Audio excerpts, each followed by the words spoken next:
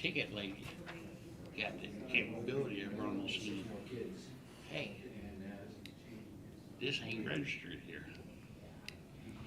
I don't know. Yeah, I don't remember exactly how it works. So. But that thing sounds like a lawnmower. Does it? She had to pull over. Okay, we'll go ahead and get started. I call to order the meeting of the Manassas Park Governing Body for Tuesday, April 18th, 2023. First, we have approval of the agenda, and I would call everyone's attention to the date of March 21st. That's a typo. The minutes contained within the packet are actually April 4th, 2023, so that's what we'll be voting on. We do have a closed session. Dean, would you like to read the citations?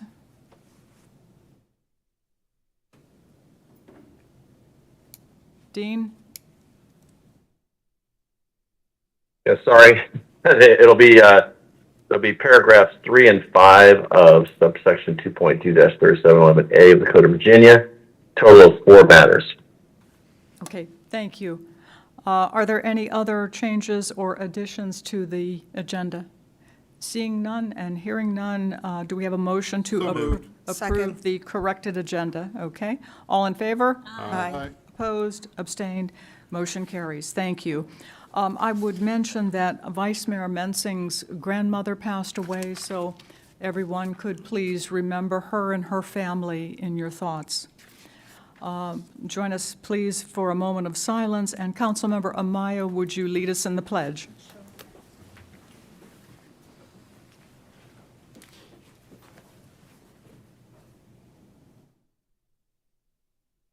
Pledge allegiance to the flag of the United States of America and to the republic for which it stands, one nation, under God, indivisible, with liberty and justice for all.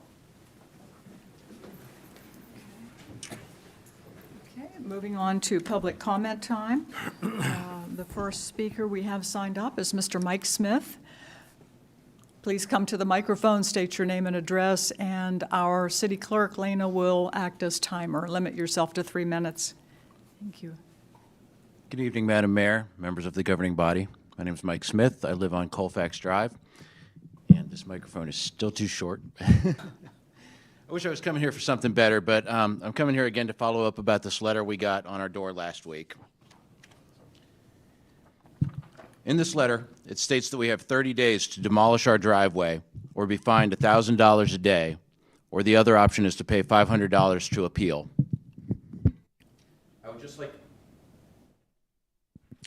I would just like to point out how onerous that is to residents. Do we really expect them all to have $500 to appeal? I've been talking to our neighbors, and they've all pointed out how many houses in our community have 2 driveways, or they've paved over the entire front or backyards to make parking areas. And I get it. You don't need me to stand here and tell you how bad parking is in our community. You guys hear that every week. I wouldn't want to park my car on the side of the road here. You're going to get hit, assuming you can even find parking with all the commercial vehicles around. So I drove around, and I took some pictures of houses with double driveways. And I could flip through them, but I don't want to waste your time or mine tonight. I just wanted to point out that this past week alone, there's more houses with double driveways going in. There's a house on Baker Street poured 2 brand new driveways last week. And there's a house on Manassas Drive that bricked in their entire front yard to make a driveway wide enough for 3 vehicles. I have a YouTube video which I can share with you later this evening. So I don't know what the solution to the parking problem in the city is, but I can tell you that it's not forcing residents to demolish their driveways. I would hope that the city would review the relevant code to make it less hostile to residents. Last, a few weeks ago, I saw a resident come before council stating that she was handicapped and couldn't park in front of her own house because of all the cars that their neighbor has. We need to do better for our elderly and handicapped residents. As the saying goes, there but for the grace of God go I. Any of us could be handicapped or find ourselves in that situation. We need to do better for people that can't park in front of their own houses. Thank you. Thank you, Mr. Smith. Laszlo, would you like to comment? We accept always any complaints about driveways. It's not the 2 driveways that's the issue. It's the total width of the driveway or the percentage, right? So it's either there's a width requirement or a percentage requirement. So we got, I think 6 of them were sent to us via email this week from a resident who watched last week's meeting and said, oh, I have concerns also about a driveway. They sent us a bunch. That led to one more notice of violation. The others were in compliance. There's also differences between homes that are essentially on intersections as well. So there's a lot of nuances to this law. If you guys want to review the law, that's something completely different. To his point about parking shortages, I mean, that's a valid point. So if we want to review the law, that's your discretion. But for now, we're enforcing the current laws on the books in terms of width and percentage width as well. Okay, thank you, Laszlo. Thank you. Our next speaker is Mr. Doyle Christian. Good evening, City Council. I'm coming back up here again about parking. May I ask you to speak directly into the microphone? It's sort of directional. Okay. Thank you. Back up here again to talk about parking. Down on my street, Alpine, somebody's going to get seriously injured, and it ain't going to be me. Had 3 arguments about parking in front of people's houses. This past Sunday, my daughter parked up the street in front of a house. The guy pulled his truck and trailer there for over an hour, would not move, so she couldn't go nowhere.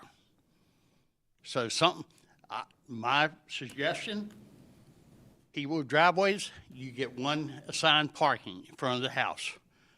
If you don't have a driveway, you get 2. Okay, I need to get on the other subject.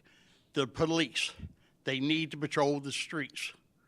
A couple months ago, my daughter was down on the street corner with the officer for 5 hours. He was flirting with her. He got in trouble because the captain came by twice and caught him. Do like folk here. If you're not on call, you hit the streets. You ride the streets and see what's going on. Plain and simple. I feel sorry for the officer, but yeah, I'm not downgrading the police. I love our police department, but this one time, that's a perfect opportunity. Patrol the streets. Down my streets, I don't see a police unless they're on a call. Plain and simple. All right, thank you. Thank you, Mr. Christian. Laszlo, do you have any comments? Yeah. No comments unless you guys have any Okay, questions thank for me. you. Okay. Okay, we have no informational items, no recognitions or presentations. Moving on to consent agenda. Consent agenda consists of approval of the minutes of April 4th, 2023. So moved. Second. All in favor? Aye. Opposed, abstained, motion carries. Thank you. Moving on to new business, FY24 CIP informational presentation.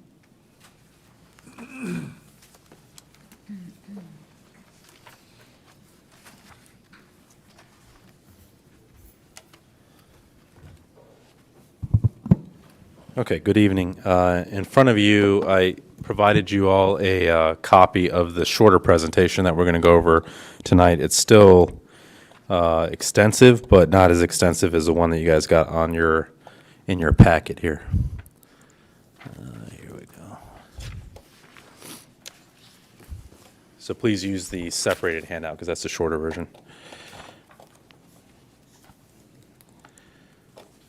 But then again, we're going to discuss just the FY24 projects, but if you have any questions from the packet that you guys got over the weekend on any of the other projects, please raise them here today with all the departments.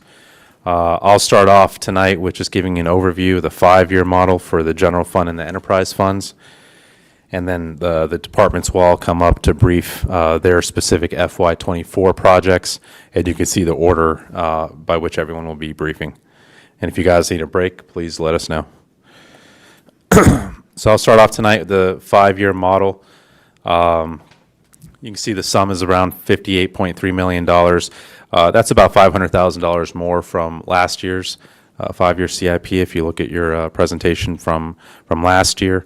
This admin and general services, oh, you guys should tell me the slides weren't up there. My apologies. We were watching our packages, I'm sorry. What's that? We were looking at our packages. Okay, all right. Give me a sec here. It's not going on the right monitor. I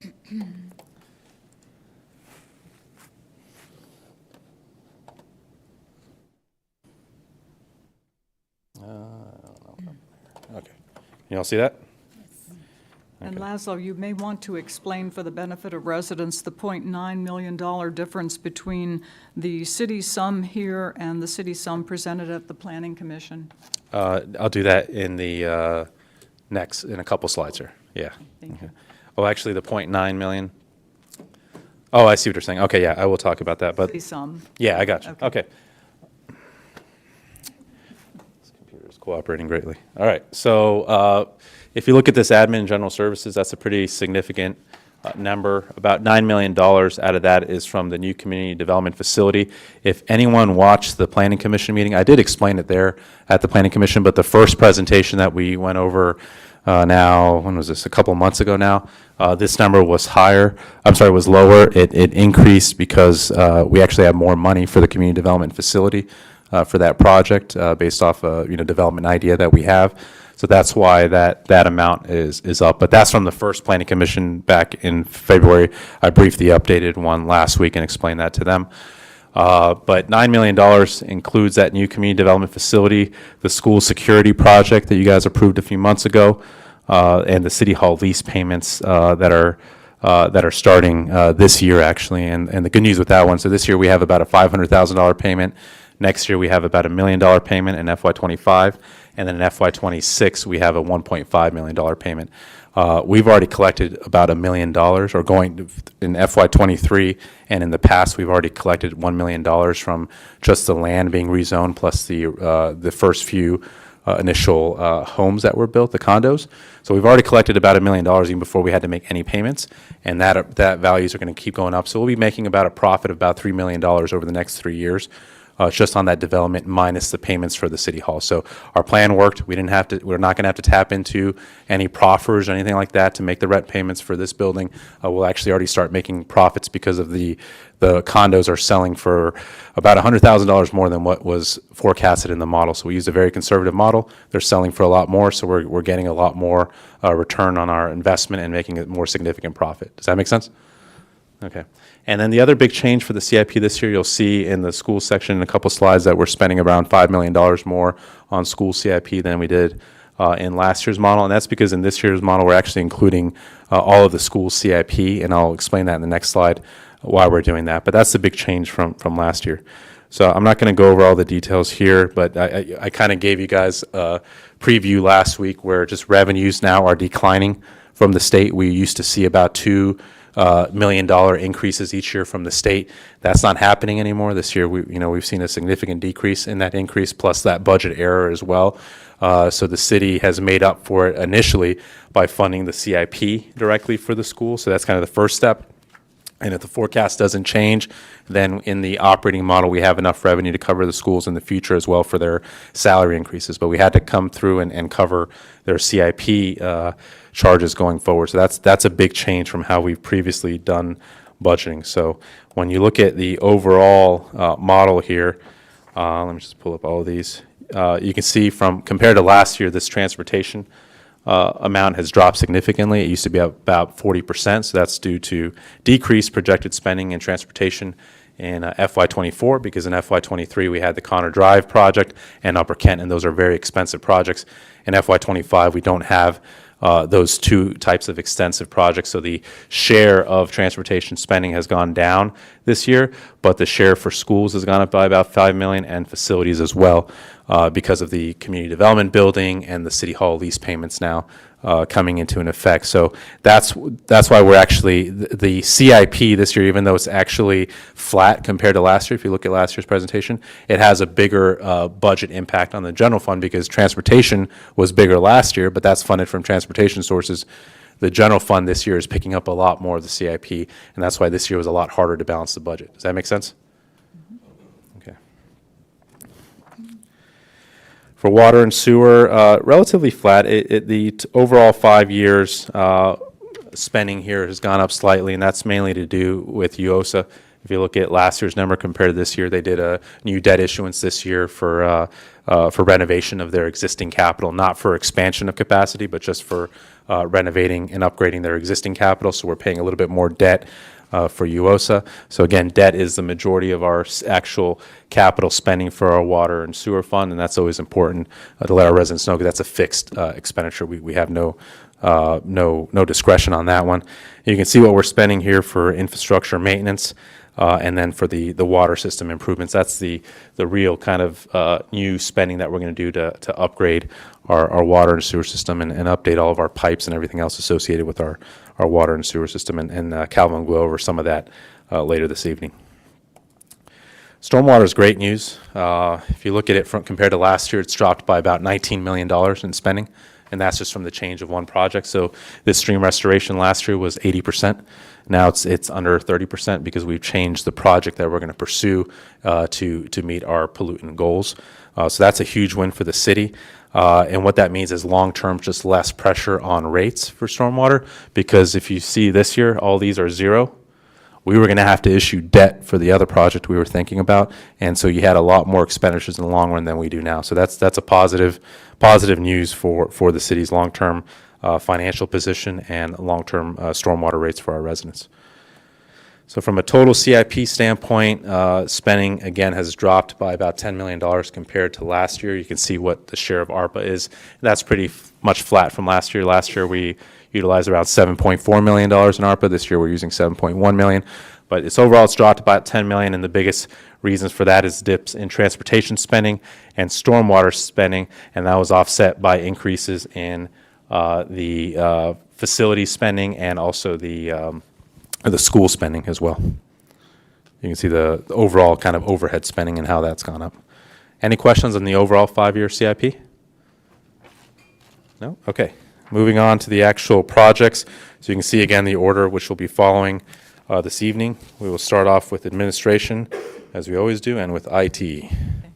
Laszlo, Yeah. as we begin the CIP presentation, I would ask if the departments could let us know if they have anything that affects the safety, the well-being of their staff, environmentally. As we might recall, back in FY23, we moved up the exhaust removal system at the fire station. That had been scheduled for FY26. And so if there's anything similar to that, by all means, let us know, because we can't even begin to mitigate unless we know about it. Okay. Good evening, Mayor, members of council. So Don and I will kind of be tag teaming this portion. I'll start with the software and then turn over to Don for hardware and infrastructure. So for software, there's really only one project, and that's to continue to refine and enhance the GIS platform that we onboarded last time.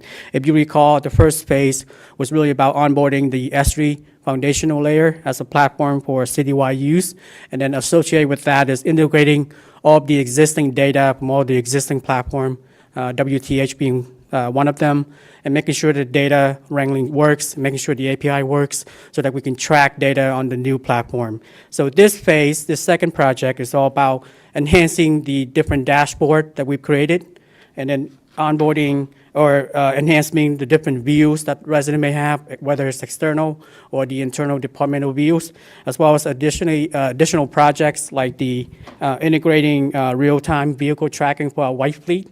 That's something that we're starting. And then the no commercial parking signage and the smart meter. So there'll be projects that come on that we'll need the capacity to upload those data into GIS and continue to track those. And then the other element associated with this is the operating system upgrades for our server. I believe they're end of life, so that's why we're upgrading them. And that's really it for software. Yes. Quick question. So does the 85,000, is that just the purchase? Is that purchase and installation or just purchase? That is just, I believe, just purchase for some of these projects, the dashboard, certain module, we have to kind of purchase and implement them. Okay, thank you. Okay. Good evening, Mayor, governing body. Let's get these over to the side so I can. So this coming year, we decided that we're going to move and order 50 new computers per year to make our cycle a 4-year cycle instead of a 5-year cycle with the computers on the hardware. As we all know that technology is growing so fast that in 4 years it's just old computers by then, and we want to keep up with everything we've been doing.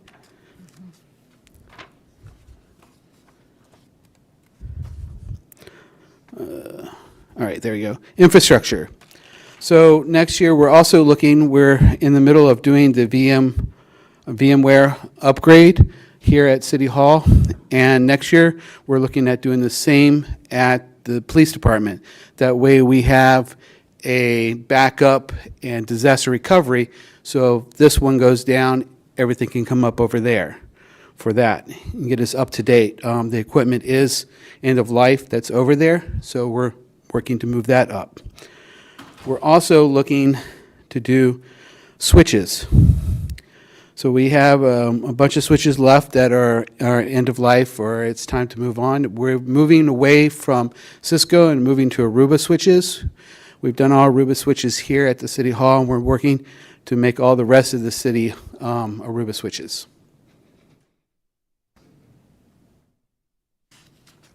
Security is becoming a big thing for us in this next year, where we plan to get a disaster recovery plan together on this next year, and then the following years implement it to make sure we have everything that we need for our disaster recovery. The other thing for security we're looking at next year is we're looking at getting encryption equipment between the sites, because from like PD to here, it is dark fiber. It is site to site, but it really does go through Comcast network and then comes out through ours. So we're looking to get encryption, so it encrypt it from here to there, so we have no data that's not encrypted in their city. And that is it. Yes? Real question, the last slide, if you would, please. The project cost of 50,000, should that be 10,000 over 5 years or 100,000 over 5 years? You're talking, well, that's the overall for all security. So the project cost is, So the product cost for the encryption for the between sites is 40,000, but after that, that'll go into the general fund as because it'll be a license type equipment. Yeah, so I think it's a typo. It should be, That's what I thought. well, actually, it's not. So if you look at the previous, so there's disaster recovery, which is 10,000, and the following slide is the 40,000. You combine those two, that's 50,000. So that first number is what the FY24 amount is, and then the second number is what the total spending is across the 5 years. Right. so the 100,000 over 5 years is what? Is a 5-year total spending. Yeah. huh? Gotcha. Okay. I have a quick question. Yeah. Just for knowledge, how many servers do you have? And I know you VMware it. How many ways do you slice? How many environments do you slice it? Right now, I'd have to get, I don't have the exact number of servers, because we do have about 7 or 8 that are virtual. Right. And then we have about 5 or 6 that are still physical. And we're trying to move away from mainly all physical servers and move them over to the VMware. Thank you. Any other? Yeah. Hey, Don, good evening. Good evening. For the new laptops, the 50 new laptops? Yes. Is that going in this building? My understanding was when we No, moved in, no. we, So it's older out, newer in. So as we go, it'll be laptops / towers. So because we have towers that don't need the laptops.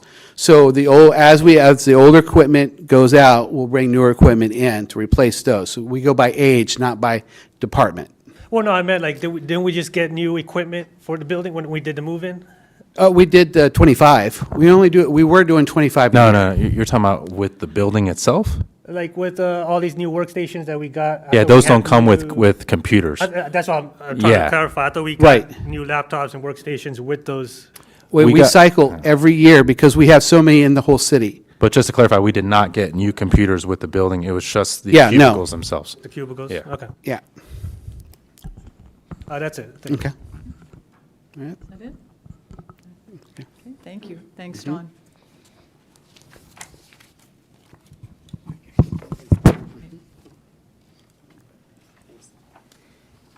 Okay. Good evening again. I'll be briefing you the fiscal year 24 fleet replacement program. As Laszlo mentioned, this is just for fiscal year 24 fleet vehicles. Just as a quick reminder, when we first onboarded this program back in fiscal year 21, we had a lot of old vehicles, if not all of our city fleet vehicles really old, well past their life cycle, so we need a better, more cost-effective program to do this. And there are positive externalities like lower emission, better fuel usage, et cetera, et cetera. So that's the sort of the rationale for this program. It's been about 4 years, and this is the fiscal year 24.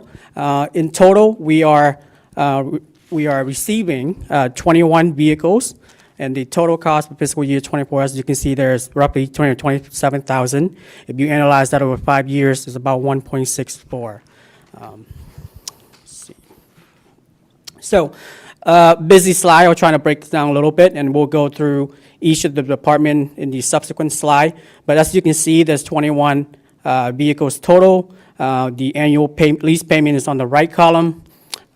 This includes things like maintenance, administrative fee, et cetera. Now, some of the vehicles does have an asterisk next to it, and that is based on the upfitting. Some of the vehicles is more cost-effective for us to do the upfit in-house, for example, Public Works. And some vehicles, they require a lot of specialty equipment, so that has to be upfitted external to the city. There are some items in red, and those are the newly requested vehicle to be added to the fleet model. So of the 21 vehicles, as you can see there are 7 items in red, and those are requested for this fiscal year specifically, and I'll go into the reason why here in a second. The other 14 was part of the original model that we were supposed to get this year. So they're not new vehicles, if that makes sense. Okay. Okay, so starting department by department, starting with the police department, we are replacing 11 vehicle and adding the 3 new SRO vehicle for a total cost of roughly $236,000. Annualized over 5 years is 1.18. And this is, for obvious reason, the 11 old police vehicles really old. We need new vehicles for police to operate. And the 3 additional SRO vehicles is because of the new SRO that were hired recently. In addition, the SRO vehicles will be equipped just like regular patrol to give us more capabilities and flexibility. For the Public Works Department, the original model has 2 F-250 standards cab. We are requesting 2 additional F-250, same model, same make, same capability. However, the 2 additional vehicles are for the additional hires, as well as the no commercial parking signage project starting. So we need that extra, those extra vehicles to not only maintain steady state operation for Public Works, but also for that new project. The total cost for the 4 vehicles is roughly $44,000. Annualized over 5 years is $223,000. For the fire department, we have 2 vehicles. One is for the battalion chief, and one is for the deputy fire marshal, which is the internal hire that we made this year. The total cost for that is $32,000. Annualized over 5 years equal $163,000. The fire marshal is a specialty vehicle, a lot of specialty equipment, and so the upfit charge is that's a very, very conservative estimate. So we hope that the actual price will be a little bit lower than that. And then I believe this is the last vehicle. This is for City Hall. If you recall, we had a sedan that we share with code enforcement and the assessor. Now that we gave that vehicle to the Development Services Division, as well as the new code enforcement officer to share, city staff has a need for a vehicle here for things like conferences, as well as continuing education, et cetera. And so this vehicle is requested so that everyone in City Hall can share it, not just the office of the city manager. If IT or finance, et cetera, has anywhere to go, we can share that vehicle. So with that being said, I think that any questions? On page 29 on the previous page, vehicle 8003, is that vehicle designed to carry a lot of equipment? Is the 1 ton, does that mean hauling capacity? Chief, you want to? the battalion chief vehicle. Good evening. Yes, ma'am, that's correct. It's for the weight distribution of the truck itself, because it's going to have all the command center in the back of the truck, Okay. all the computers, All the equipment. communication So, equipment? yeah. Okay, okay. So that's what currently is in place right now. Sorry?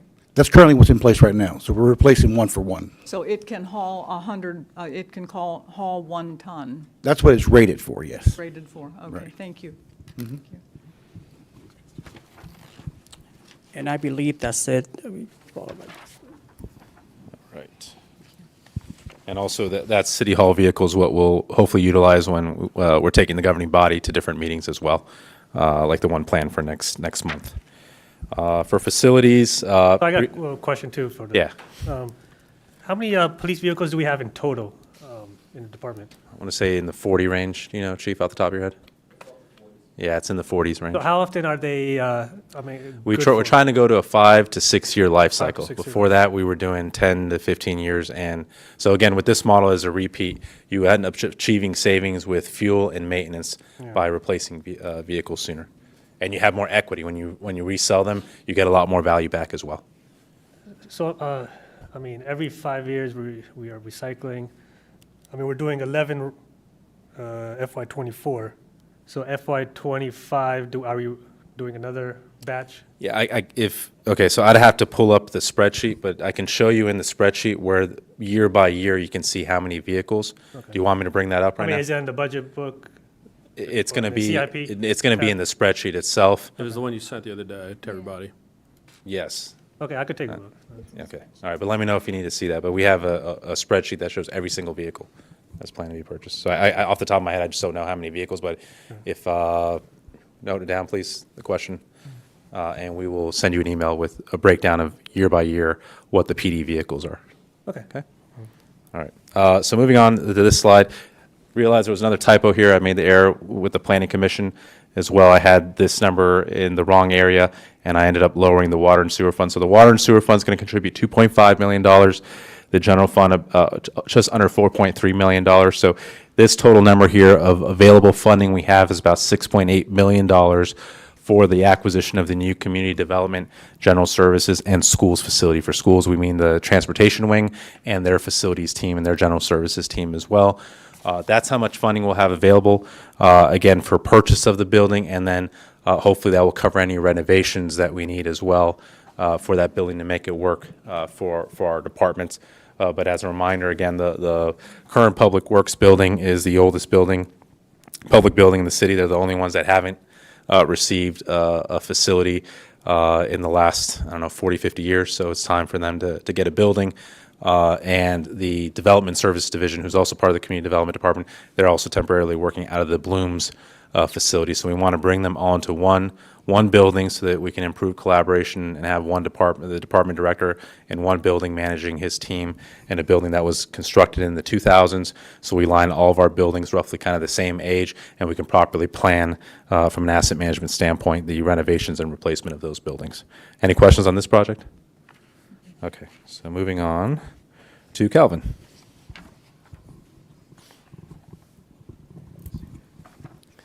Good evening. I'm Calvin Odell, the Director of Community Development. The first facilities project before you tonight is, the second actually, is the rugby storage yard improvements. This project initiated because DEQ requires us to take special care of these special facilities that the city owns and maintains, but could potentially become pollution hazards.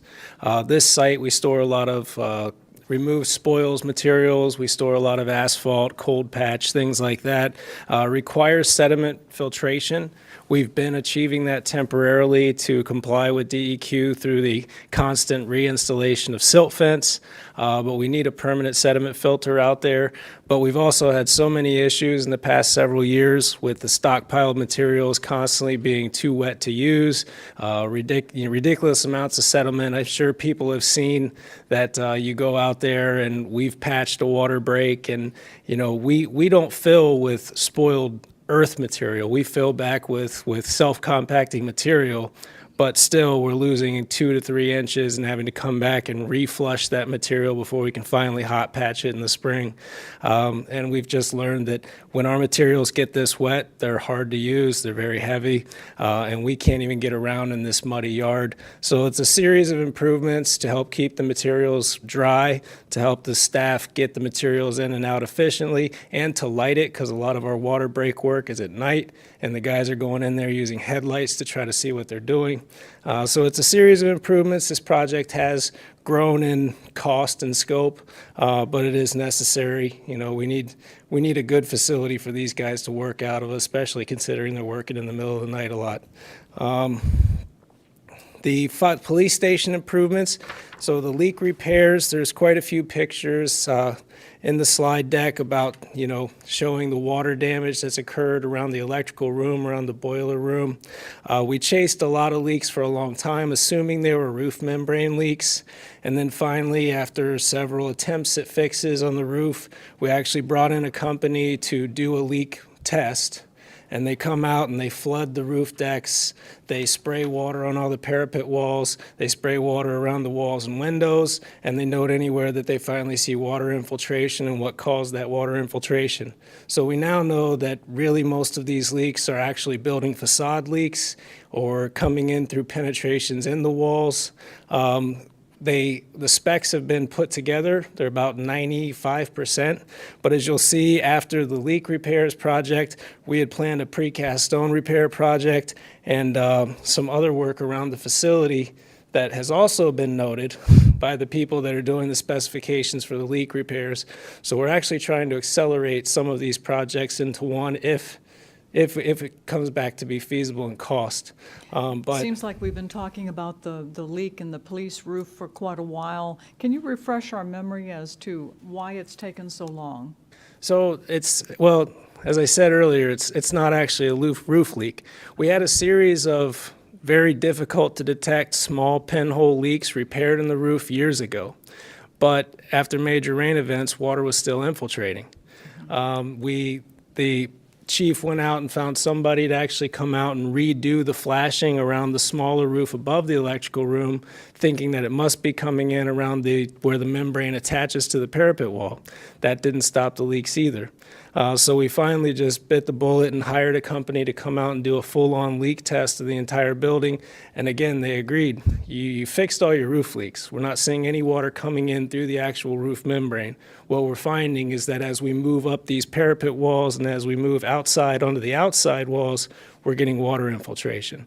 So now they've designed a series of repairs and specifications that will go out to bid as soon as they're completed. And these repairs will be made.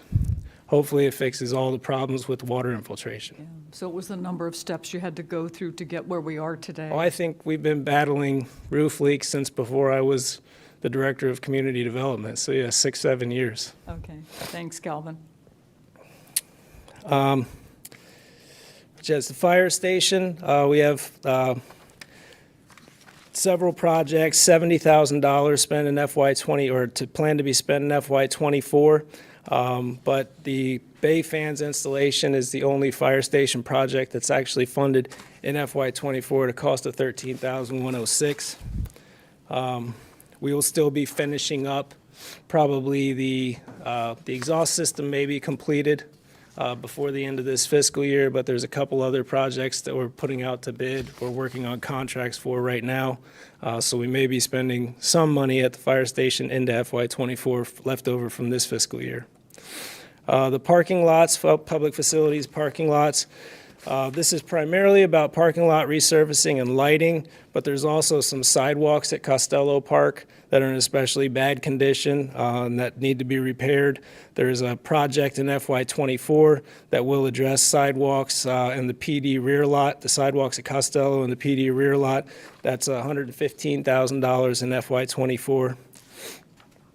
FY24. Transportation projects. We have the culvert replacement projects. Calvin, is it safe to assume that we've tested for mold at the police station? So as I said before, we've talked about this so much. Once we get the leaks repaired and we know that the leaks are repaired, we're going to go into that electrical room and do a full reconditioning, replace all the electrical equipment. That is cinder block and metal decking. There's not any fibrous insulation material in that space. There's no wood material, anything. But I've never seen mold actually in the electrical room.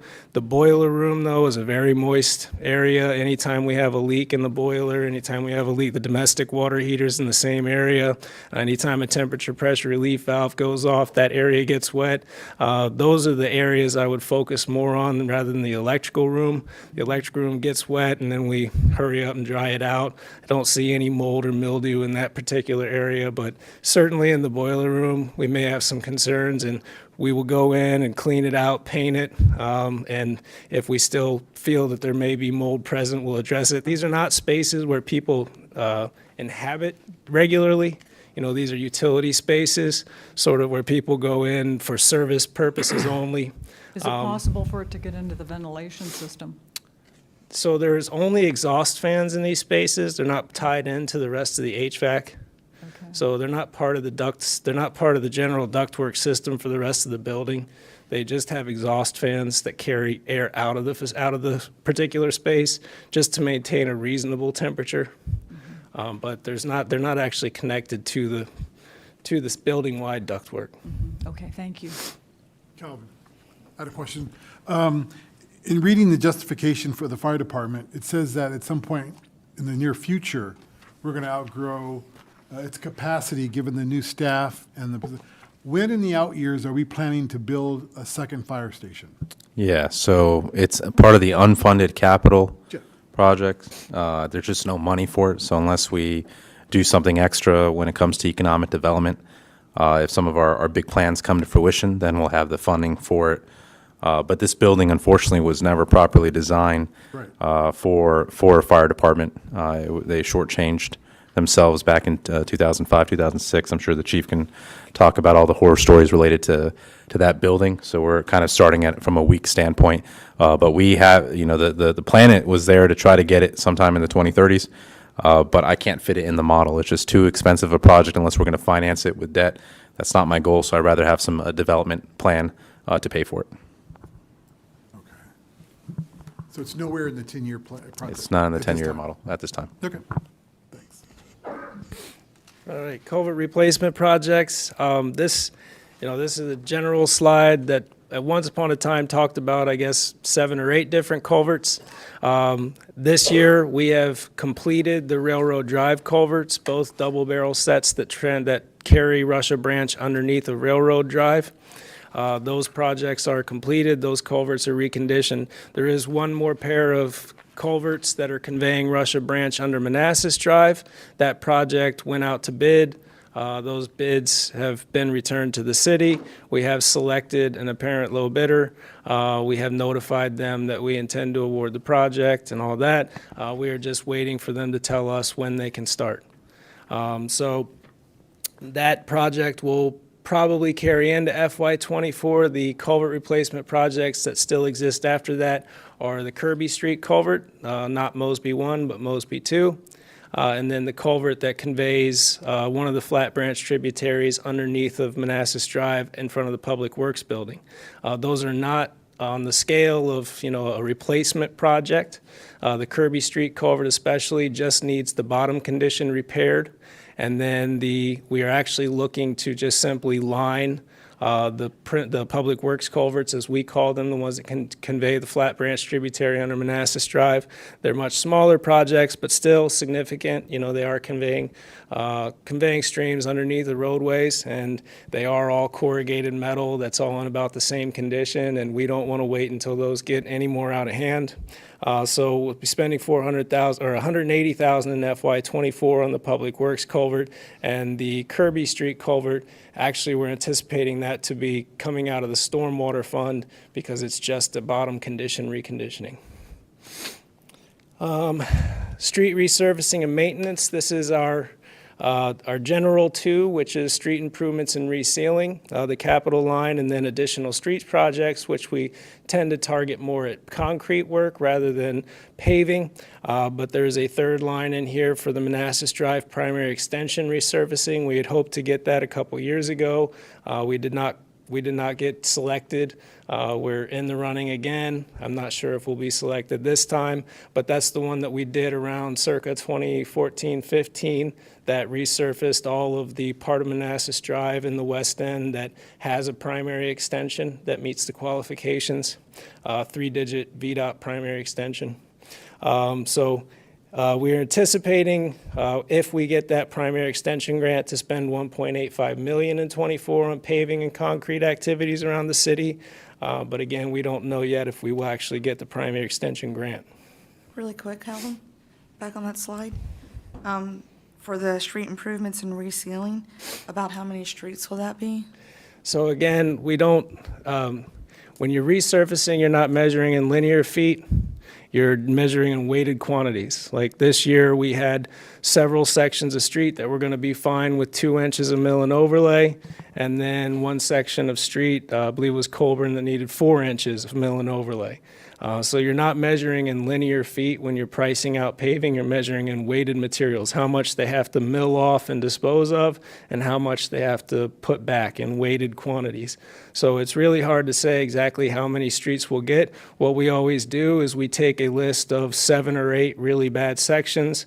We ask our paving contractor to quote all of those, and then we sort of play Tetris with maxing out our spending for that year. So it all depends on Yeah. how dire the condition of the road is. Yeah, it could, I mean, one short street that needed full depth mill, it needed 4 to 5 inches of milling and paving could cost as much as as 2 or 3 long sections of street that just need 2 inches of milling and paving, so. Okay, thank you. Also, I caught an error here. The 353 for FY24, that was when we presented to the Planning Commission in February.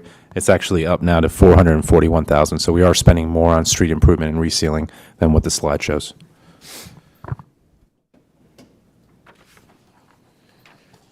All right, the downtown transportation infrastructure, this is $600,000 in FY24, but this will make all sorts of improvements throughout the downtown, like adding sidewalks where segments of sidewalk are missing. We're looking into better pedestrian amenities, improving existing pedestrian amenities that are already there. There's also, and in conjunction with this, an HSIP project that's on a separate slide that's going to make all sorts of safety improvements down the Manassas Drive corridor. But this downtown transportation infrastructure project will fill in all those things that that aren't completed with the HSIP project that are necessary to make this downtown area safer and more walkable. And we have applied for a grant for this as well from the federal government, so cross your fingers that we get. Does that include sidewalks, adding sidewalks on near the railroad? Yeah, I believe tracks? this one picture here you can see of the grassy area adjacent to Manassas Drive. Yes, that's where it is. that's one of those areas. Traffic signal improvements. This again is an ongoing year-over-year project. The upgrade traffic signals line in the CIP. We did lull a couple years on this because a big part of that project was putting in the high visibility backplates. And we knew that that was going to be part of the HSIP project. So rather than go ahead and spend our own money putting in high visibility backplates, we were wise and we waited until we actually got the HSIP money. Now we have been awarded the HSIP money. We know that we'll be putting in the high visibility backplates at all the signals, so now we can refocus at least that portion of the money on better improvements at our existing signals. But when you're talking about signal improvements, replacement of the backplates, upgrading, any bad or malfunctioning bulbs, checking all of your cabinet equipment, if you can afford to, upgrading your MMU. Most of our controllers we wouldn't want to upgrade. We want to stay with the same type of controller in each cabinet and do all of those at one time. We're actually with relatively new controller equipment in all of our cabinets, but just making sure that everything inside of your actual cabinet controller, everything is actually up to snuff and doing what it needs to do, and making sure that you're making those push-button improvements and things like that to improve your pedestrian amenities. The Opticom was a project that we threw in FY24 because there were complaints about the Opticom system failing at Route 28 and Andrew Drive. We had replaced some of these Opticom cards around 6 to 8 years ago, but this will actually replace every Opticom system at every intersection with a brand-new Opticom system, so we won't have to worry about any of those malfunctions or failures for a while. Hey, Calvin, before you go on to the next slide, a question on this slide here. Going up, I guess, Manassas Drive near, we have those traffic lights. They are designed to be on the, I guess, on the side, not the overhead lights. I forgot what intersection that is. Maybe right before Polk. That is Polk, I think it is Polk. Is it Polk? Yeah, that's the. So you got two traffic lights that's like right here on the side. Is there a way we could do an overhead light where it's easy visibility for drivers? Only with span wires, and we've really tried to avoid span wires. I think most jurisdictions have. We've all What do you gone. mean? What is that? So we used to all use span wires where you just put two okay. poles Yeah, and you and- span a wire and across. put the light on the The problem is that's a system that's always in tension, and without large space-taking guys out the side, eventually they start to sag and fail. It's inevitable. The electric company is really the experts in these tension and guy systems. They have an entire network of tension and guy mounted wires that they conduct electricity over, and they know how delicate it is. If they're out of a line a little bit, you're going to start to get poles sagging and lines sagging. Span wires are hard to maintain. They're a lot of work. Well, what if we did prefer- like a steel pole that goes halfway into the street type of thing, like not a full? We've looked into that, and I'm not going to say we wouldn't do it. Just that the bases on these are very large. It's going to require the acquisition of some additional property, because we can't just set one of these large poles and masts where the existing poles are. These existing poles are, yes, they're very reminiscent of what they have over at Strasburg Street, I believe, in Manassas. Nobody likes them. It's not a signal we're very familiar with. We're more familiar with this mast arm system where the signal is perfectly centered directly in front of you. Would be ideal. Does take up an incredible amount of space. We would probably have to purchase right away, cut into somebody's yard, move fences, things like that. We couldn't do it with a single pole. It would have to be at least 2 poles, and the cost is rather significant. So, what we have is working. I don't think we've had a tremendous amount of accidents at Polk. We have a lot of accidents. It's in the HSIP data, that entire HSIP presentation packet. You see there's a lot of accidents at Cabell. Polk is not, it's a maybe a slighter concentration than the unsignalized intersections, but it's something we can look into. It's just going to be very expensive, like incredibly Just a expensive. thought. It was just visibility for those lights is hard, especially if there's a big truck right here. Yeah. You won't see that light till you just really. And people get very confused. I see it myself. I'm at the community center almost every night, and I see the confusion. Some people just aren't used to those kind of signals. And Oh, yeah. I did notice that Manassas is finally starting to make some movement on changing theirs up at Strasburg Street. So we have looked into it before. We also looked at just not having a signal there, but we can't do that without a warrant study. And I don't think with our traffic volumes now, a warrant study is going to say we don't need a signal there. So it's an interesting intersection. I would like to see the cost for that is down the line Yeah. to replace it. And also for the light, I know they have shorter ones, I've seen them, but also on the top to have a light, like a pedestrian light as well. Well, part of the HSIP improvements are going to change up the head arrangement and add a flashing yellow. So you're going to see some change and modification to those signals out there with the HSIP. And depending on how the HSIP money is spent. It'll be a pedestrian light on those as well, similar to like we have on Euclid? Yes. Okay. Yeah. So I don't know what will be able to fit. That's That's the going to pedestrian come light out. walking, the light, Yeah. the over. That's going to come out in the design Okay. for the HSIP. Right now, the HSIP is an awarded grant with concepts. Right. Now, they've already said they're going to put pedestrian crosswalks at Polk. when the engineer sees what kind of poles are out there, we may not even need to have any follow-up discussion. It may be part of an engineered plan to make the kind of improvements you're looking for. So, Thank you. anyways, this is in FY '24, $145,000 on traffic signal improvements. Manassas Park Trails connectivity, this is an ongoing planning study into how we can place better walking and bicycle trails throughout the city of Manassas Park, and especially to interconnect with Prince William County, city of Manassas, and hopefully someday Fairfax County. But connecting with our neighbors to offer longer trail systems to all residents in the region. And looking to get people to our downtown conveniently and safely so that we have true multimodal transportation in the city of Manassas Park. But altogether, this would be grant funded. We currently have an active transportation plan project that is addressing many of these issues right now. Transportation master plan. So this was at one time going to be a pretty massive project. But in reality, since we've had so many smaller studies with the systemic safety improvements, the downtown oh my gosh, what's the term I'm looking for? The not safe streets for all, but the complete streets analysis we had of the downtown. Several studies have already been done in the past 2 years to look at the Manassas Drive corridor, to look at roads throughout the city and offer recommendations and improvements.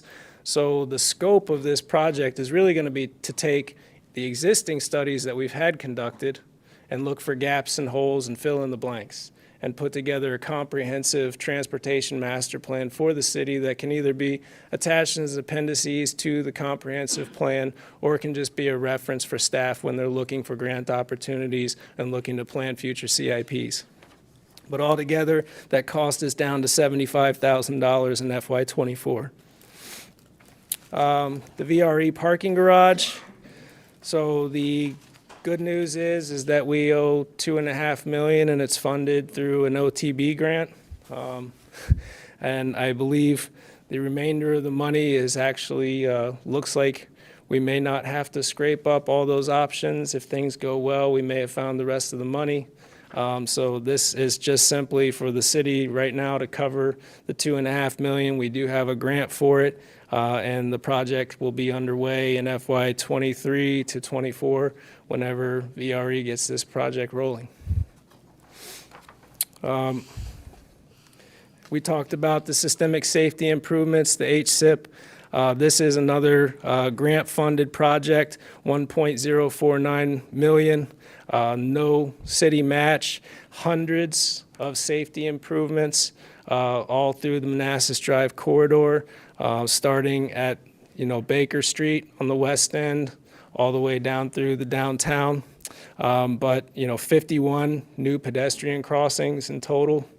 A whole lot of updated curb ramps. As many people realize, a lot of our curb ramps anyways, our accessible ramps, have the old exposed aggregate detectable warning strips. It'll be nice to see us starting to make real strides to get rid of those and update with newer ramps.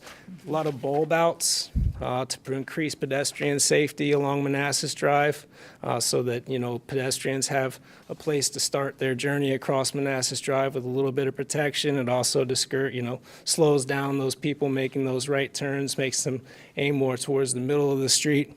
But a total cost of $1.049 million, and it's all grant funded, no city match.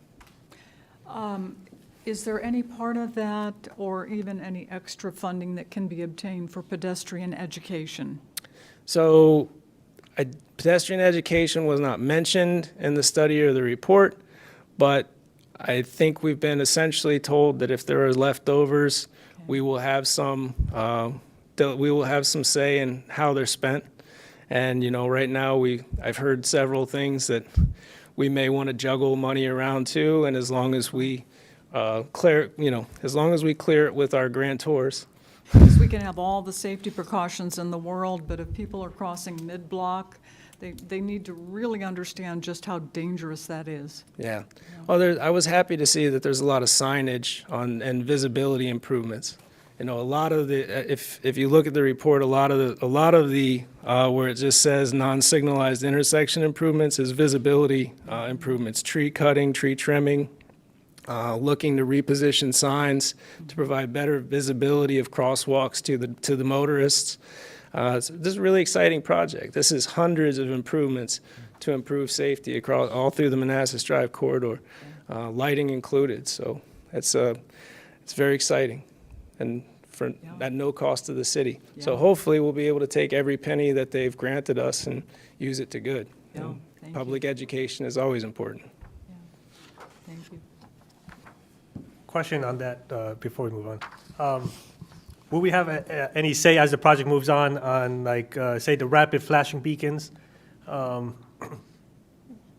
sign basically with it saying, stop when flashing?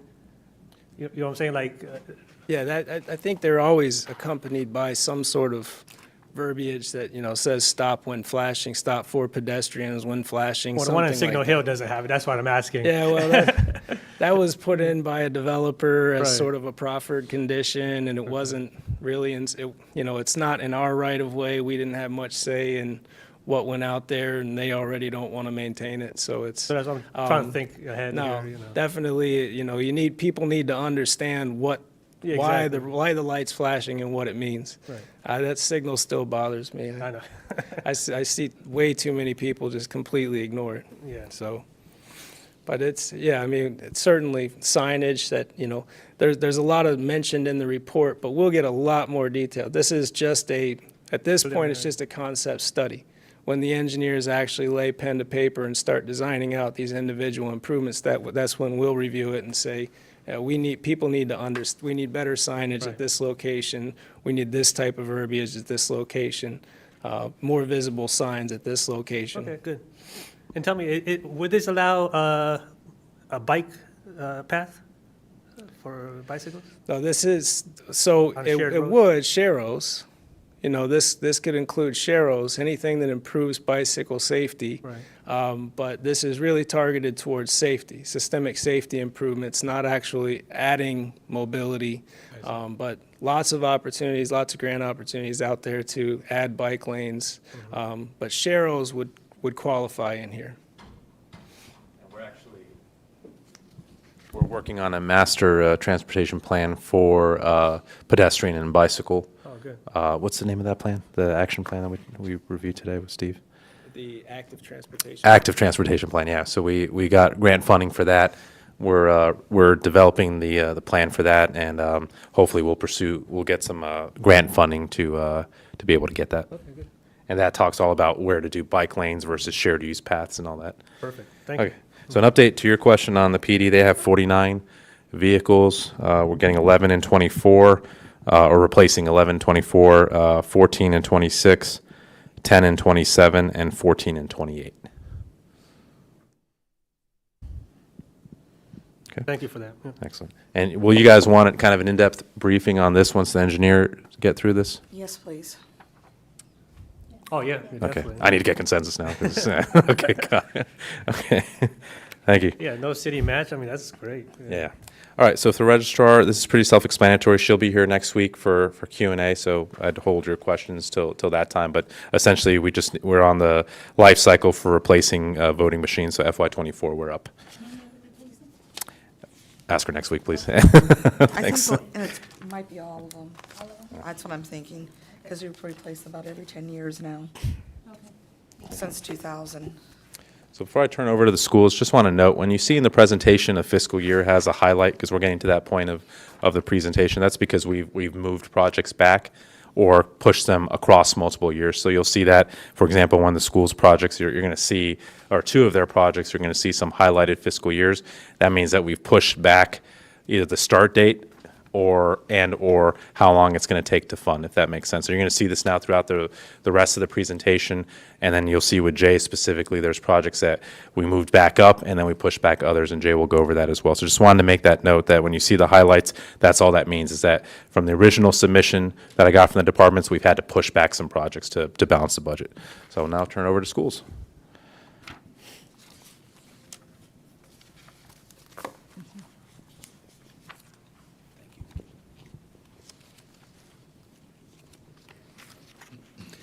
Good evening, Mayor, governing body. I'm Eric Neff. I'm the Executive Director of Student Services and Operations for Manassas Park City Schools.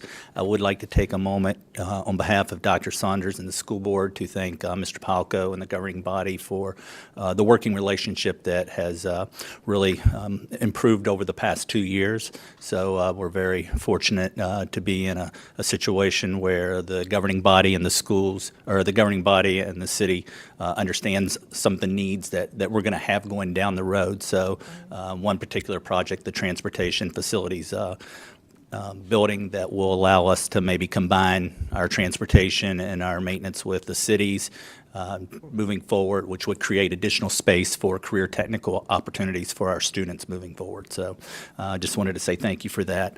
Well, we also want to thank the schools. We're very pleased with the working relationship, very, very happy. Thank you. Yeah. So all of our projects are based on the current 5-year strategic plan. As you know, we are beginning work on our next 5-year strategic plan. Ms. Maya, Mr. Moore, I was thinking your first name, I couldn't think of your last name for a second, have been participating in some of the strategic planning that were taking place and moving forward. But all of these projects are based on our strategic plan over the past 5 years. So the first project is the replacement of the individual classroom HVAC units. This is a project that's been ongoing for a number of years, where our maintenance department has been working to replace the individual classroom units, the HVAC units that rely on the R22 refrigerant, which is very difficult to find now and very expensive if you do find it. So the new units are being constructed or being placed in the classroom, and actually a closet's being constructed around it, which will help with the acoustics in the classroom. And these events are occurring at Cougar and at Manassas Park High School.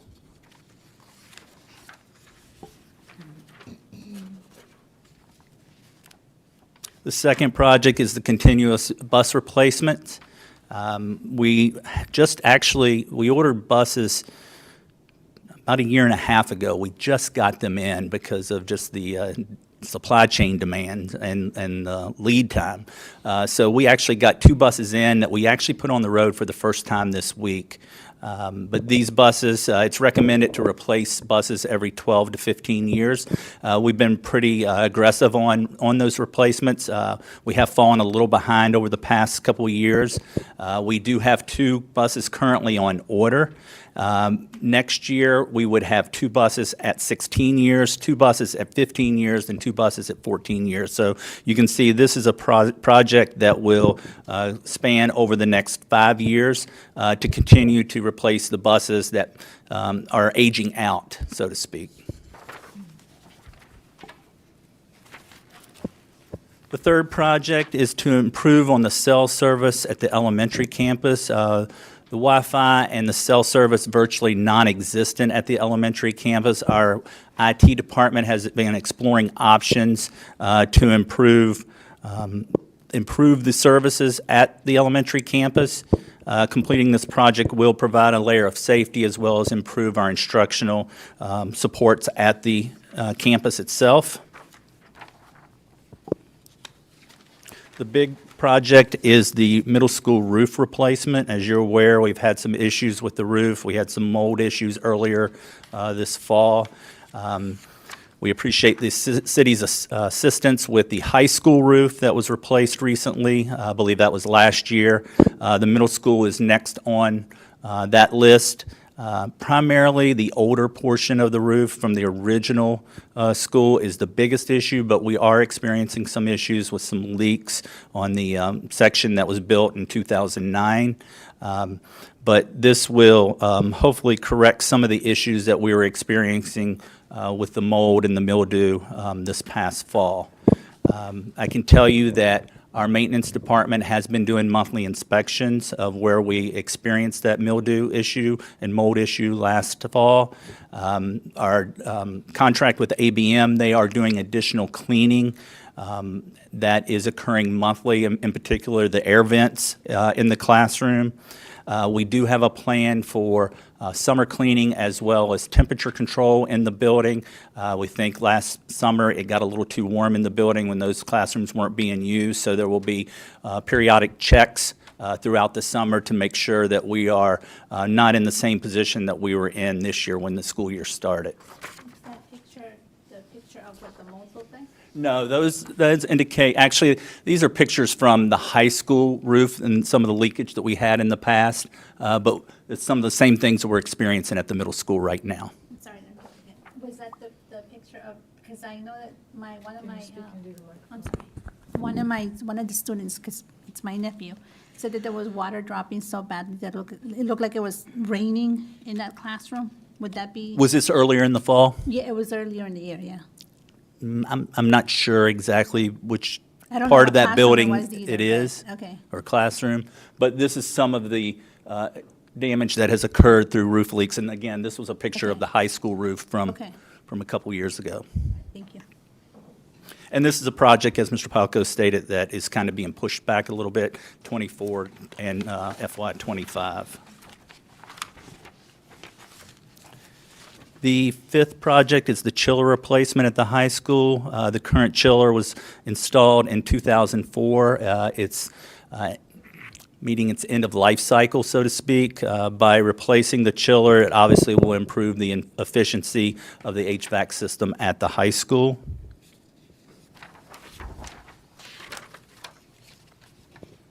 The next project is the replacement of the risers. The risers are used by our choral music students as well as our theater arts students.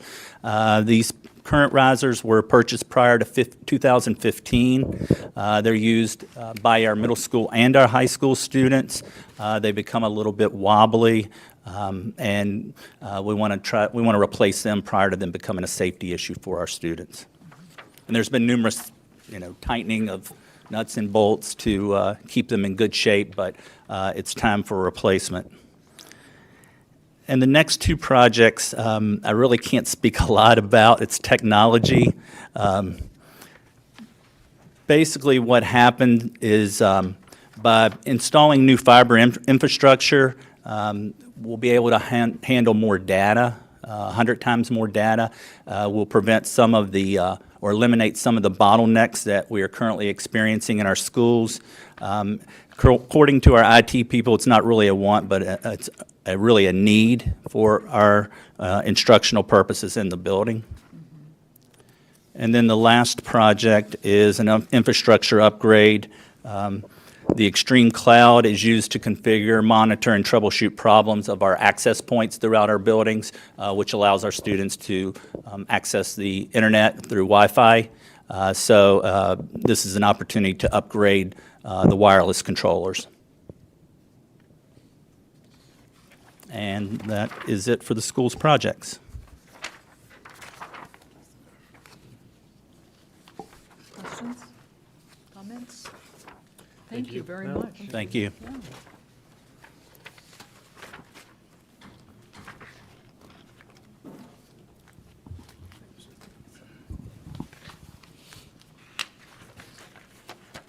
Good evening, Mayor, members of the governing body. I got 3 projects here that I'm presenting for the FY24 CIP. The first one's going to be the police kennels for our K-9 division. We currently have 3 kennels. They're all deteriorating. They're almost 13 years old or worse than that. There's been wood rot, areas of mold, rust, so it was cheaper, actually cost-effective to replace them than to repair them. So to replace all 3 of them, we're looking at approximately $37.5. The next one is our radio system upgrade. This is normally done every 3 to 5 years. We're due this year. We share our services with Manassas City. Since we share the radio system, we're responsible for 23% of any costs. So to do the upgrades is going to cost the city about $142,336. They're trying to see how they can integrate these in the future into our yearly service fees, so it's not a significant cost, because Manassas City is going to have to come up with a significant amount of money to make these upgrades. But this is going to protect us from any, upgrading our servers, security upgrades, firewalls, and stuff like that, and our consoles and our radios.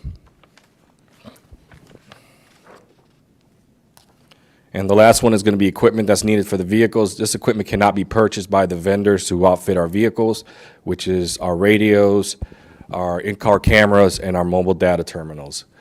So we would purchase these, and then IT and the vendor would install these in our vehicles. So the cost to do for the 14 vehicles that's proposed for FY24 is about $241,000. And that's all I have. Thank you. Any questions? Questions? No? Thank you, Chief. All right, thanks.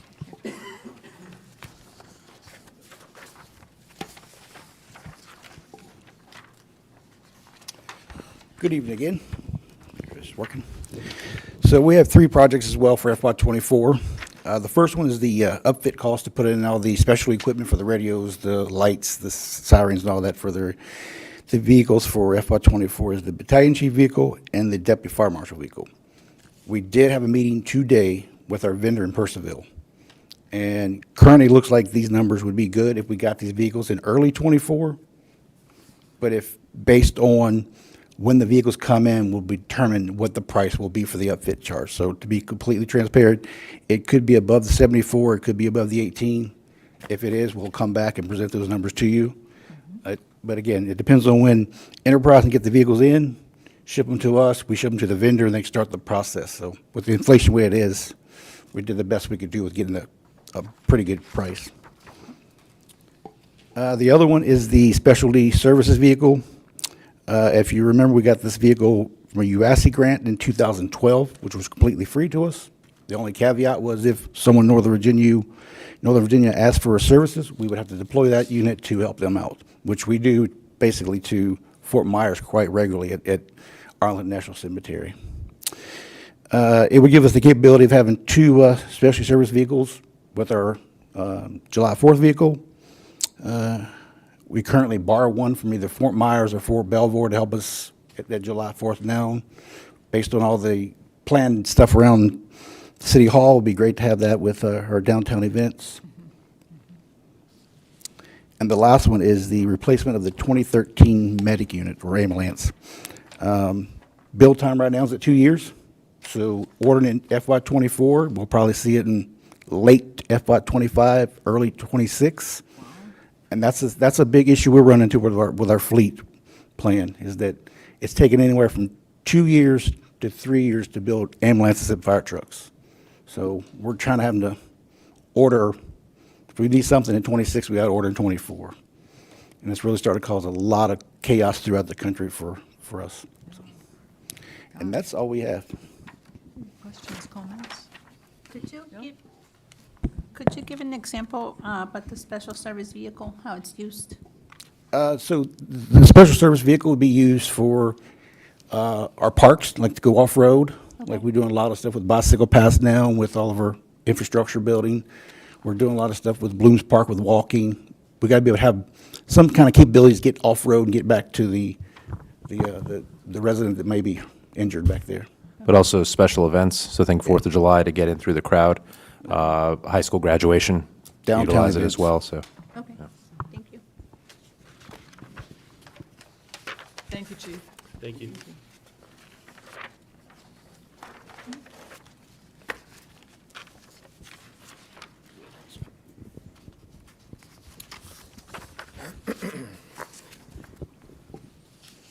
Good evening, Mayor, members of the governing body. So I'll be presenting 8 total slides this evening for Parks and Recreation. Like Mr. Palco mentioned earlier, there was a slight change from the packet last week. The slide number 1 was originally dedicated to FY24. That will now be in FY25, and slide 2 and 3 were in 25, will now be expedited to FY24. So the first project here, again, was originally dedicated to FY24. This is the retaining wall demo rebuild and basketball court resurface. While this project still is, an urgent project, I felt like this would be better delayed so that we could accommodate the next two projects. First of which is the Wellness Center strength equipment purchase. This is a refresh of the Wellness Center strength line. Part of this line is 14 years old. The other part is 10 years old. Industry standard, 7 to 8 years on average for facilities that actually purchase equipment versus leasing. This is a big, our Wellness Center plays a big role in decision-making of our members when it comes to securing memberships to the facility. So we want to make sure that we're able to keep equipment that is in good working condition, is functional, and remains state-of-the-art, as the trends in the industry change over time. And then the second project that, again, we're looking to expedite is the basketball court resurface at Signal Hill Park. This is an area that's very popular. It has been for a very long time. One of our more patronized venues, really year-round, in particular in the warm months, but really year-round. We have a lot of activity at the basketball courts. So again, I think in terms of bang for your buck, this will really, kind of benefit the community in a much more meaningful way if we're able to bump this up and get this, addressed a little bit sooner. Before you go on, there's only that one basketball court on Costello Park, right? Correct. Okay. Yes. Next is the walking path bollard replacement in Costello Park. So the goal here is to remove the existing bollards that are adjacent to the asphalt path all throughout Costello Park and replace those with 7 LED options on the existing light poles in the rear administrative lot. And then there'll be 5 there, and then we'll add 2 additional units affixed to the building itself on either side, the playground side, and then the indoor pool side, to kind of accommodate lighting or provide lighting, full scope of lighting where the bollards, were previously. The materials, the bollards as they are, it's pretty much antiquated at this point. We can't really find replacement parts. It's very expensive to try to retrofit. So again, this will provide a much more efficient option at a more cost-effective means. Jay, real quick. On any of those bollards, would there be any safety where a person could call if they need distress or emergency or any kind of notification? We don't have that currently. We wouldn't be able to, I don't want to say we wouldn't, but since they would be affixed to the light poles, I don't think that perhaps to those units we could, definitely not on the building. But I'm sure that would be probably a significant cost increase. And maybe not all the bollards, but maybe 1 or 2 along the trails where a person could press it in case of an emergency or? Sure, Like sure. in the very remote areas. Yes, yes. Yeah. The only bad thing is the way the format or the system would work is they would be on the light pole. So if they were on the trail, whereas the trail would be well lit, they wouldn't be able to access the emergency button from the trail, because the pole is where the power source would be, where the light would originate. So it wouldn't be in the ground like this? Correct. Yeah. They would actually be on the pole itself, in the parking lot. Okay. All right. So, but I can certainly look to see if that's an option, if that is available. Again, it just would provide. It would be a parking lot is where they would have to access the emergency button versus the actual trail itself. So. Next is our special event equipment project. This is designed to be an ongoing annual expenditure. traditionally about 15,000 a year. However, the first 2 years, it's much more significant. In particular, in '24, we're looking at 60,000. And the reason for this is just to accommodate as we bring the downtown plaza online and bring events into the plaza, we want to procure some large-scale items such as a Christmas tree, lights for the tree, ornaments, some portable heaters, as well as like a large-scale AV system. So that's why that first year and the second as well are large-scale in terms of cost, but then it will moderate much more drastically once we get into the out years. So I have a question about that. I see here that, the idea is that the profits will help reimburse, pay for the cost of this. How is this more cost-effective than us contracting someone or having someone pay us to secure a spotted event, and they come in and they use their bouncy house, or they sell their popcorn? Yeah, I think we're looking at multiple options. We're going to look at all options, but for like the example, the Christmas tree and ornaments, that's going to be, again, it's going to be harder to kind of get that rented versus kind of having our established one, but we'll evaluate everything and see kind of what's more cost effective, but we want to have some placeholder for decorations and other things. Okay.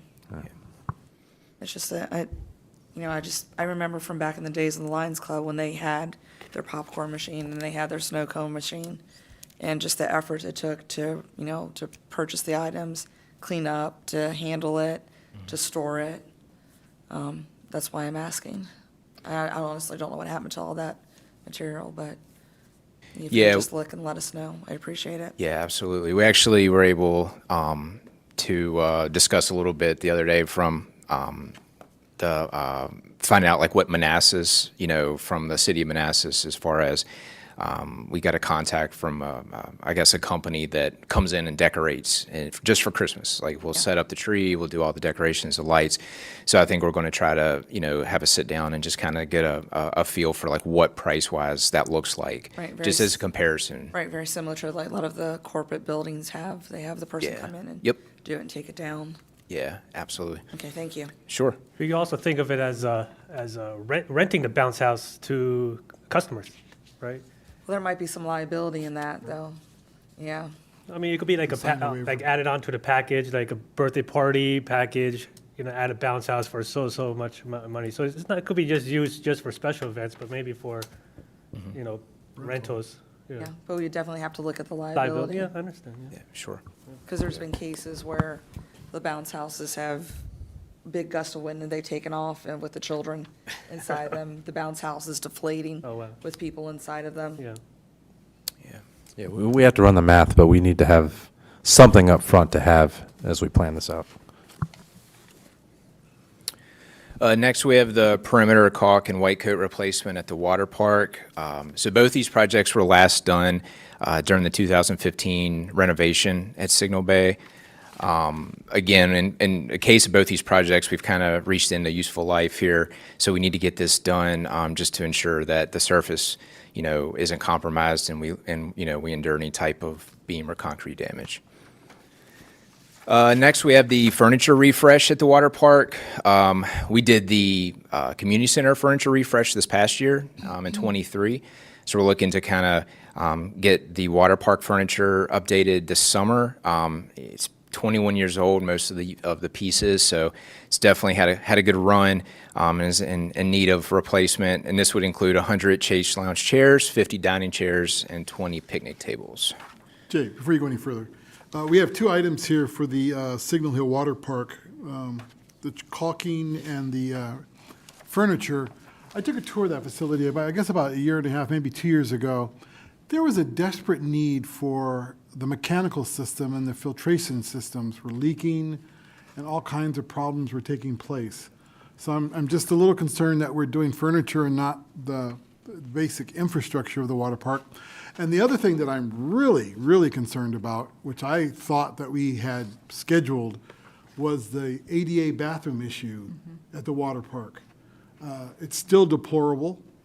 Where are we on fixing the ADA bathroom issue at Signal Hill Park, and how come it shouldn't be on our CIP tonight? The pavilion, what? It is, but it's in the long long, so you guys asked us to talk about FY '24 projects tonight. Okay, well then tell me when the ADA is going to happen. FY '25 is when the pool. Laszlo, your microphone's not on. My apologies. FY25 is when that full Signal Bay Water Park, bathhouse, pump room, pool office, bathroom demo and rebuild is scheduled to begin. So that will happen in '25? Yes. Okay, because I saw this, the caulking talks about FY '24 and FY '29, so, yeah, it would have been nice to include that one. Okay, thanks, appreciate it.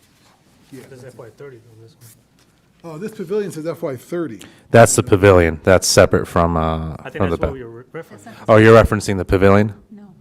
No, I'm referencing the bathroom. Yeah, that's FY25. The bathroom. In the water park? Inside the water Yes. park. Yeah. The pavilion? The pavilion's where they have like the picnic area. Yeah. And the bathrooms too, though. Yeah. Well, that's not the Yeah. bathroom, I'm talking about the bathrooms that are Okay, connected the water to park one. The Okay. water Yeah. park had the ADA issues. Yeah, and I mean, those, Tours. when we did those tours, that was back in '21. Yes, It was, unbelievable. yeah, that's a better way to describe it of what I was trying to come across, yeah. Yeah. So that's going to be in '25. That's when it's currently in the Okay. CIP, yes. Yeah. Thank you, Jay. Sure. And lastly, we have the zero-turn mower replacement. This is a multi-year project for '24 and '25. The '24 cycle is one unit, and basically, just with our Parks Division being responsible for about 80 acres of mobile space, it's just important that we have fully functional, fully operational units.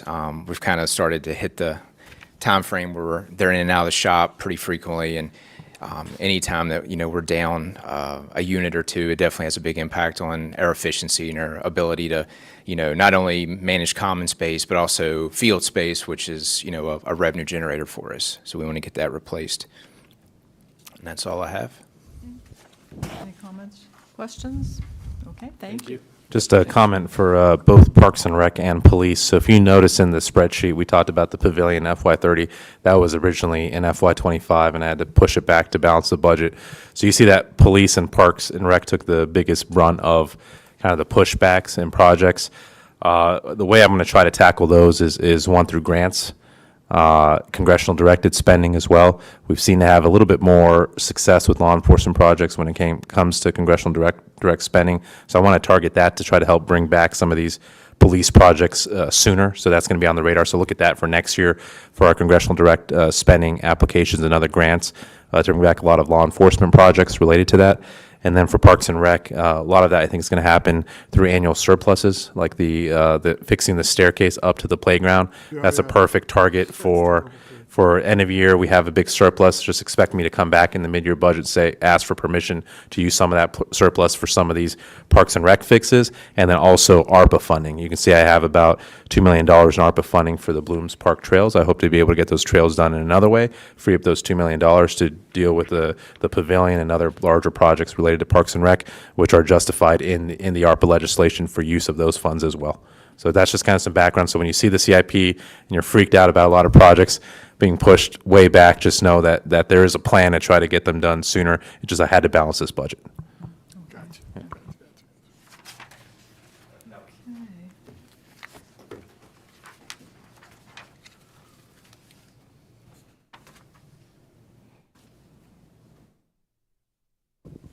Good evening again.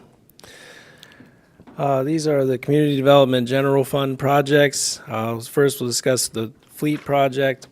This is to replace the aging fleet trucks. We have 5 white fleet vehicles that have reached their we have 5 vehicles that have reached their useful life.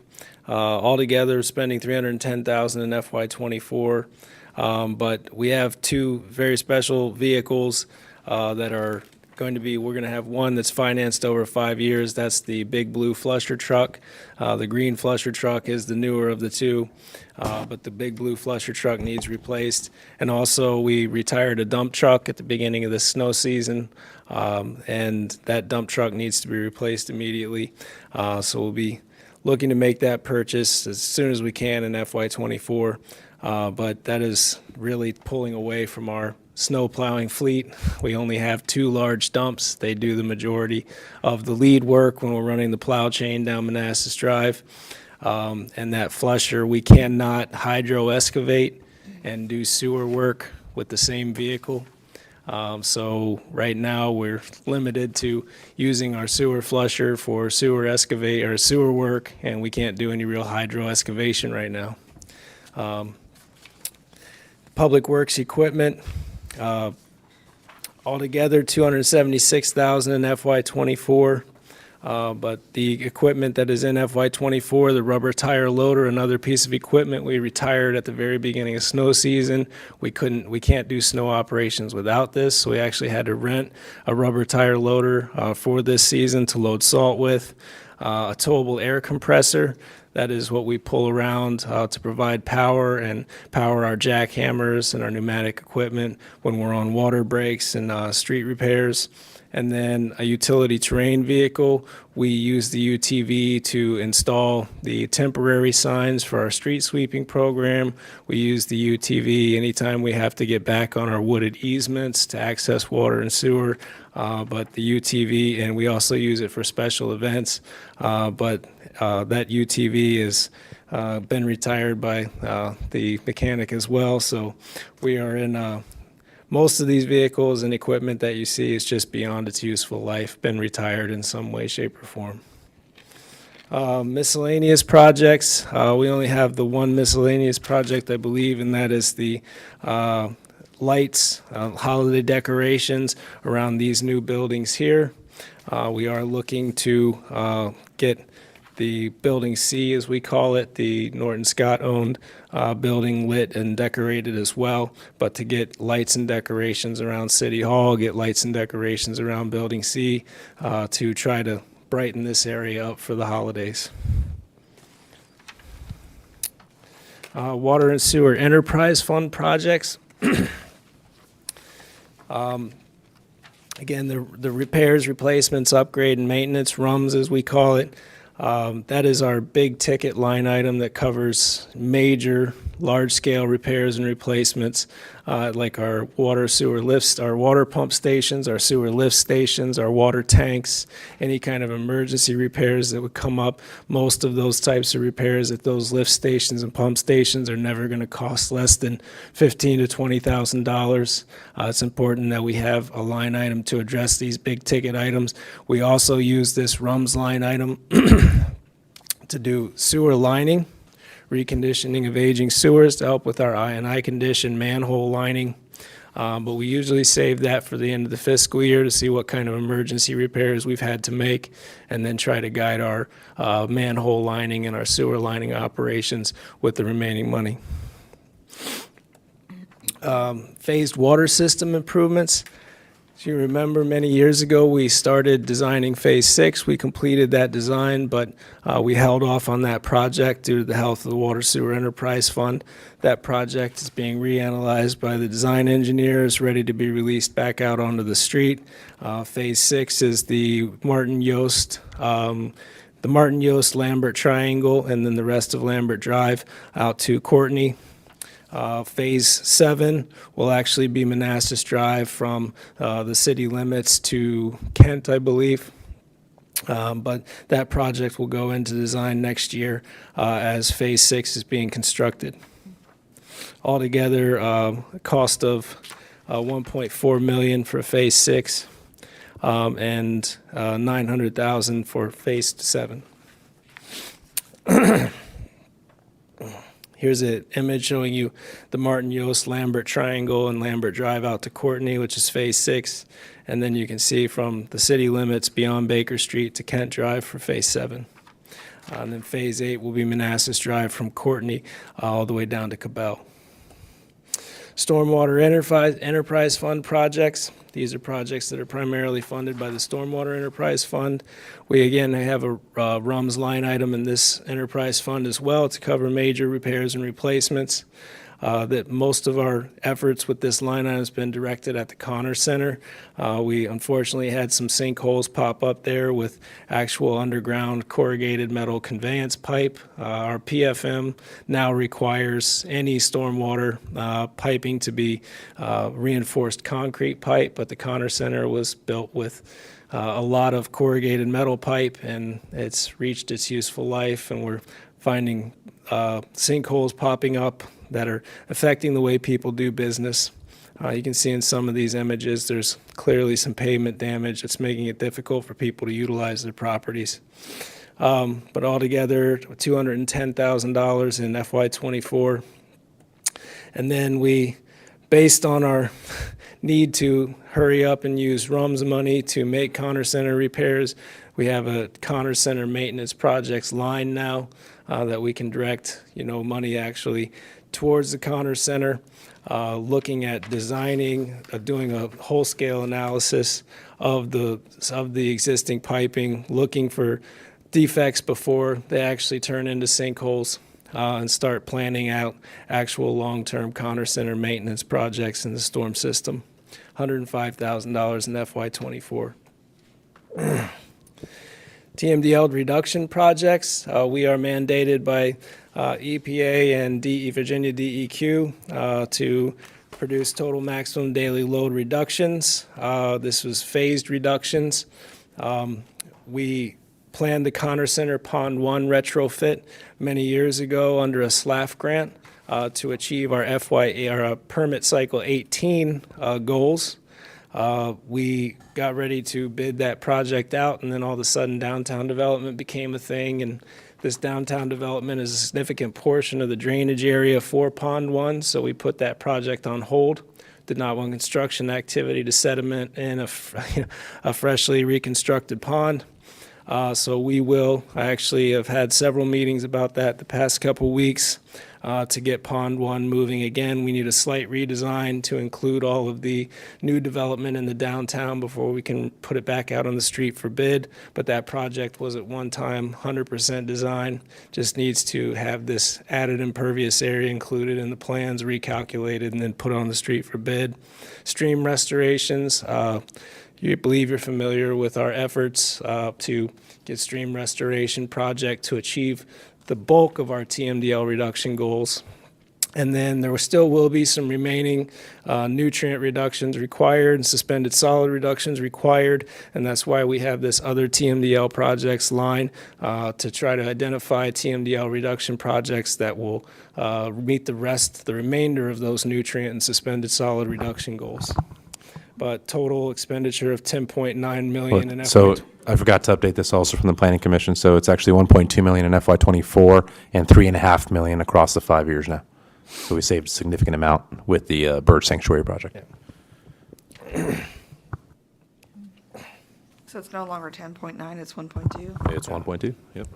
Yeah, that's a savings. It is. Yeah. Now, a lot of those costs that you saw last year, like that 21.7 million, you'll see when we were doing Russia Branch, we were going to finance it through debt. So we were spending a lot, but really it was borrowed money. So really where we were seeing the fiscal impact was through the debt payments that were pushed across 30 years. So we're now saving on those debt payments, if that makes sense. So in the long run, we're going to see some savings off of rates, or rates are not going to, they're going to have less pressure on stormwater rates now because you're not paying that debt over the long run. Okay. Comments or questions for Calvin? Thank you. Thank you very much, Calvin. Yeah. Okay. Okay. IT Department Budget Q&A 9B. Yeah.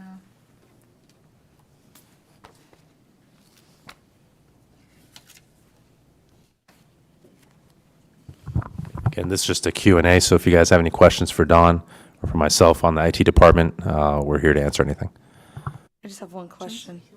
When you were discussing the new computers, you mentioned towers along with Yes. laptops? Yes. I'm just kind of interested why we're having towers, because I know most places that I've been working at, we've been moving away from towers and moving to laptops, and even with extra storage with the laptops. Right. Well, that's a good question, but there are some areas that don't need a tower. The laptops, yeah. So we need towers in some of them. With the police officers, they have at their desk a tower. We did try to put a laptop so they could take the laptop to the car, but the connection and reconnection cost them time, so we couldn't do it. Okay. It's more feasible money-wise also, to put a small tower in there than a laptop, because they have one in their vehicle. Okay. So that's what we're looking at that. At the front desk, at some of the park and recs, they don't need laptops, they need towers for hooking in for the POS system, that kind of thing. So there's not a whole lot, but there are some places where we'll use some towers, even minis to go in cabinets to use. Okay, thank you. Good question for you. So your laptops are Surfaces. Your laptops are Surfaces, correct? No, we only have a couple Surfaces. Surfaces here. No, most of ours are Dell laptops like these. Your towers, I understand why you do towers for some of the planning and zoning because of the application. Right. Like ArcGIS, I know that's heavy. It requires a lot. Do you do, are you doing the slim towers though, the slimmer ones, the smaller ones? We are doing the slim line, but we're also, which are still kind of, they're not Bulky. real small, but for some of the others, as we move forward, I'll be getting the micro ones. Thank you. Comments or questions? Thank you, Dawn. All right, you're welcome. Thank you. Okay, City Manager Economic Projections Presentation. So you all have a handout in front of you for economic development forecasting. Do you actually want me to go through it, or do you guys want to just read it and send me questions? I'm sorry. Second one. We The can- the second one works for me. We can read. Yeah, we can read it. And then just Yeah. send me any questions? Yeah. Okay. We that might have works to for me. crack open our old economics books from college, though. Okay. Okay. All right. So that's all I have then. But it's very impressive. Okay. The amount It of is very analysis you pulled together. Yeah. And this was pulled from, with your conversations with, Yeah, so it's a mixture. A lot of the local context, like once you start seeing the Washington metro area data, that was from our conversation with George Mason. The first few slides where we looked at the Fed and CBO, and then also just some open source articles as well. okay, thank you. Okay. Any other questions for Laszlo regarding the handout? Okay. Thank you, Laszlo. Moving on to number 10, is there anyone who would like to make public comment? Do we want to talk a little bit about the upcoming events Yes, this ma'am. weekend? Yeah. Because we got, Laszlo, 4 events this weekend? Yeah, well, so we have, Well, 5, I guess. well, there might be 5, or maybe, I know definitely the kite event, the community day, the cleanup at Polk Park, And and, then the trash, isn't it? yeah, what's that? Hazardous waste event, and was there another thing? Yes, the commissioners are meeting. The chief, right? Oh, yes. Fire chief is having something going on with the fire station? Yeah, your. Tryouts, Yeah, right? tryouts. Yeah, not necessarily an event, but yes, a lot of activity. Yeah, busy day. Is it Yeah. all Saturday? It's all Saturday. Yeah, busy Saturday. Yeah. Any other public comments? Want to congratulate Sarah Barnett on her promotion. Welcome. Yes. Thank you. You might want to tell folks what our promotion is. Yeah, you kind of stole my thunder for my manager report, but No, I moved it. I moved us forward. Okay, got it. Go ahead. you want me to talk about it now? I was going to wait for manager report because this is public comment time, right? Yeah. Oh, So sorry. you want to close public comment and then move to, Okay, Yeah. is there anyone, public comment? Okay, seeing no one and hearing no one, let's move on to number 11. so wanted to welcome, thank you, Councilmember Carrera, Sarah Barnett, who's the new city operations officer. She was promoted from the Parks and Rec operations manager position to the overall chief operations officer role for the city. So she's had a lot of years here with the city, showed her dedication and love for the city and the ability to get stuff done with minimal resources, and that's what we have to get done. So we're very happy to have her here at the central office, but we won't leave Jay hanging. She'll be supporting Parks and Rec until we find a replacement as well. Okay, super. Gosh, that's great. Does that conclude your report? Okay. Next, we're going to go into closed session. Dean, are you still with us? Yes, I am. Okay, would you read us into I- closed session?